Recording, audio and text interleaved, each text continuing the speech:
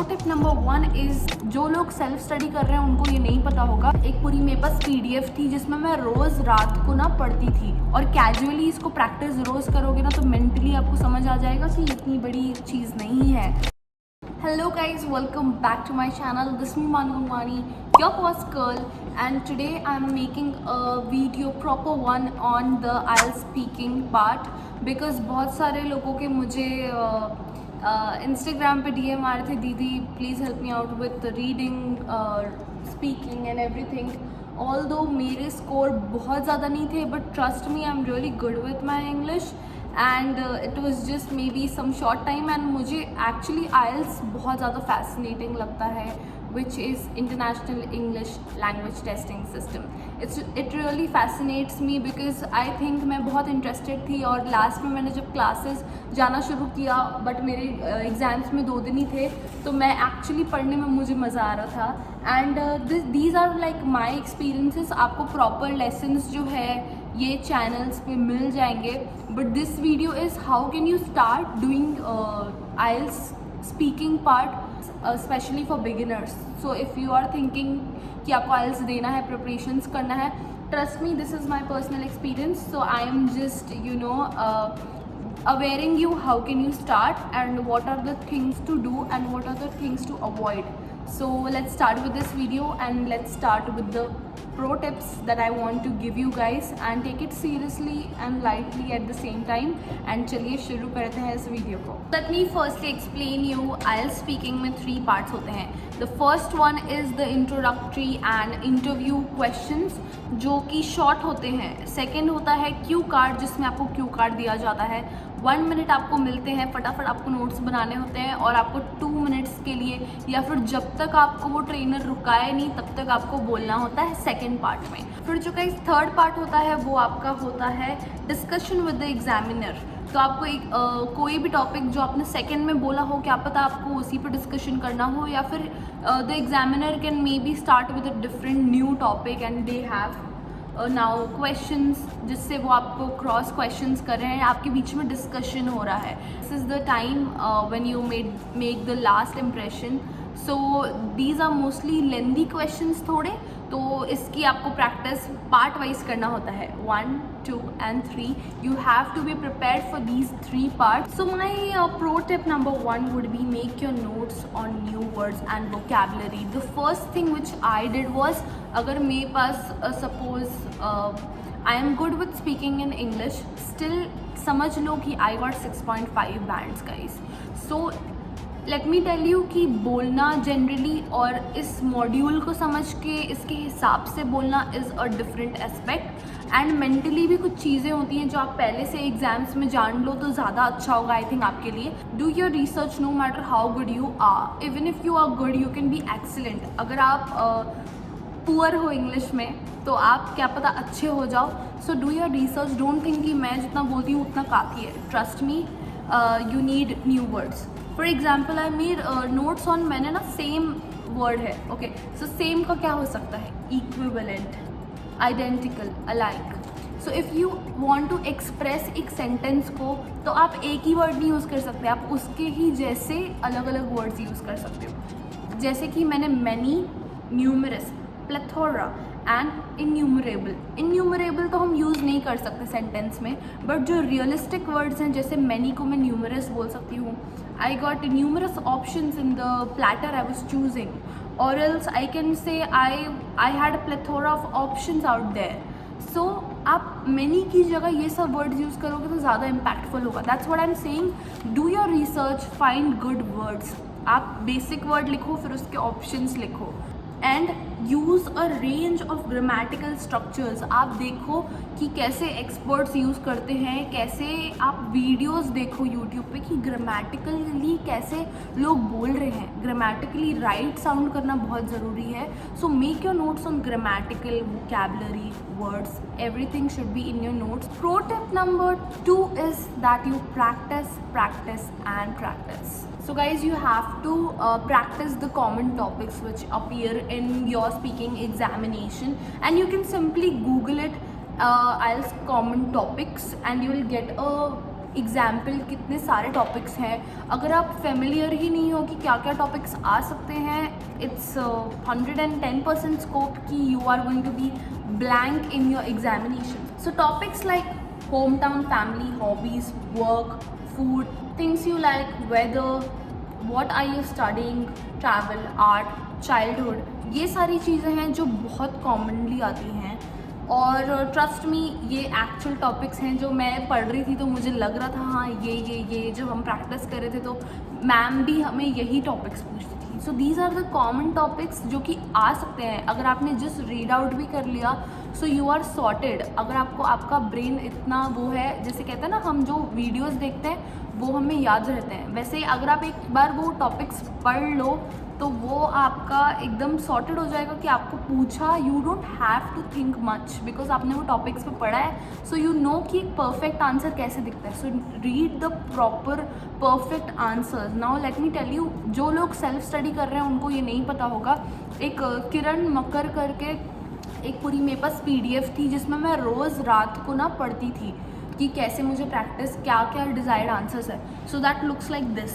तो उसमें ना ऐसे क्वेश्चन दिया रहता था क्यू कार्ड का, उसके नीचे उसका पॉइंटर्स रहते थे और उसके नीचे डिज़ायर्ड आंसर होता था. तो मैं पहले खुद देती थी, मैं पहले आंसर को नहीं देखती थी, तो मैं पहले खुद उसको खुद ही उसको आंसर देने की कोशिश करती थी. एंड देन मैं बाद में पढ़ती थी कि यार मैं क्या पॉइंट्स ऐड कर सकती थी. ज़रूरी नहीं है कि आपका ओपिनियन और उनका ओपिनियन सेम हो, बट क्या पता आपको उसमें से ग्रामेटिकल सेंटेंसेस मिले, वोकैबुलरी मिले. तो ये आपको PDF रोज़ पढ़ना है. That will be really helpful. I will try to attach it in the link, but अगर नहीं हो तो आप मुझे इंस्टाग्राम पे टेक्स्ट कर सकते हो. I will forward the PDF to you. तो उस पर इतने ऑप्शंस है, it's really helpful.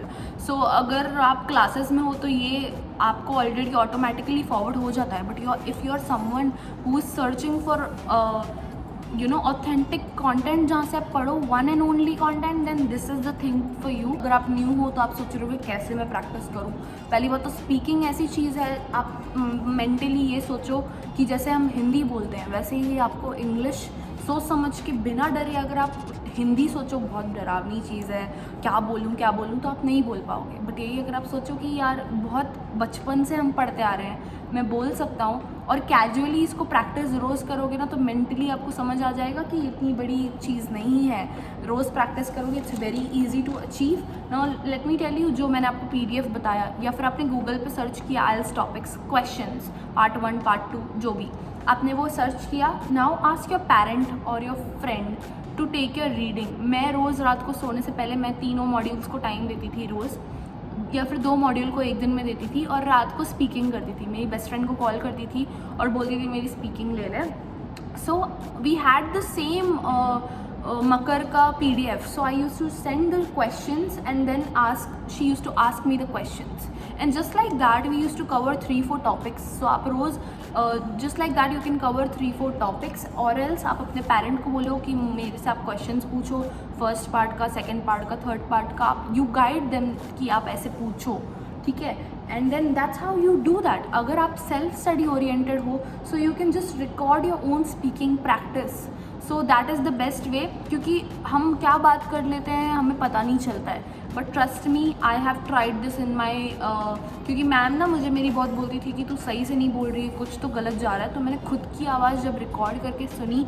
Now let me tell you this website IELTSonlinetest.com. Go to this website. वहाँ पे एक स्पीकिंग का ऑप्शन आता है, वहाँ पे आपको क्वेश्चंस पूछते जाते हैं, रिकॉर्ड का ऑप्शन आता है, तो आप रिकॉर्ड करके सुन सकते हो, सेम टाइम आप क्वेश्चंस देख रहे हो. So it's really convenient, it's free of cost. जाओ और उस पर आप प्रैक्टिस करो. बहुत ज़्यादा फ़र्क पड़ता है जब आप देखते हो कि मैं कितना अटक रहा हूँ, क्योंकि जब हम सोचते हैं ना तब हम ऐसे करते हैं, ऐसे ऐसे होता है, तो आपको पता चलेगा कि आपने क्या मिस्टेक की है. क्योंकि जब IELTS ट्रेनर आपकी एग्जामिनेशन दे रहा है, ही इज़ ऑल्सो और she is also recording it. So anyway आपको उसी पे मार्क्स मिलने वाला है. So be a good observer. Observe करो अपनी मिस्टेक्स को और करेक्ट करो, तो ज़्यादा आगे जाओगे इस स्पीकिंग के टेस्ट में. Pro tip number 3 would be that don't memorise your answers. मैंने अभी इतनी टिप्स दे दी कि यहाँ से पढ़ो, वहाँ से पढ़ो, but the best tip would be कि आप कहीं से कॉपी मत करो. मैं एक चीज़ बोलती हूँ, हमने ऑनलाइन कर रहे थे तब मेरी मैम ने मुझे क्वेश्चन हम सबको पूछा एक एक करके कि which Indian singer is the best composer, तो उसमें सब ने एक ही के नाम लिए क्योंकि सब ने इंटरनेट से पढ़े थे. एंड जस्ट इमेजिन अगर एग्जामिनर आपको एक आंसर पूछ रहा है और आपने भी वही इंटरनेट का दिया जो सब आके चिपकाते हैं उन्हें, तो दे विल नो कि इसमें आपका कोई थॉट नहीं है, इसलिए तो आपने कॉपी करके वहाँ पे ही आपके बैंड्स विल गो -1 और -2 in the sense that you picked up the answers from there. So try to speak fluently. IELTS में ऐसा कुछ भी नहीं होता है कि every answer is considered as the right answer. If you are going in a good flow, you are fluent enough, using the right words, using the right grammatical arrangements in your speaking thing, then it's all good. तो आप ये मत सोचो कि मेरे को perfect ये internet का आंसर देना है. नहीं, आपके चाइल्डहुड के बारे में पूछ रहे हैं तो it should really feel like कि आप अपने चाइल्डहुड के बारे में बता रहे हो, ना कि इंटरनेट में जो लिखा था उसके चाइल्डहुड के बारे में बता रहे हो. So it should be your story, but it should be just adaptation of जो आपने वर्ड्स नोट्स. मैं तभी आपको कह रही हूँ नोट्स बनाओ, क्योंकि उसमें से आपको वर्ड्स और सेंटेंसेस पिक करने हैं, ना कि किसी की स्टोरी, ना कि किसी के opinions. It should be totally your opinion, your point of view and your extended English.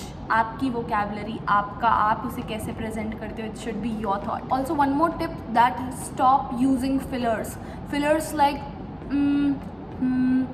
and fillers like I mean, ये सब जो है बहुत अनप्रोफेशनल लगता है. मुझे ये आदत है गाइज ये वो बोलने की, तो मेरी मैम ने बोला ये सब नहीं चलता है. Don't use fillers in your IELTS exam. Pro tip number 4 is avoid these silly mistakes. छोटी छोटी मिस्टेक्स होती हैं जो कि आपके स्कोर को नीचे ले जाती हैं.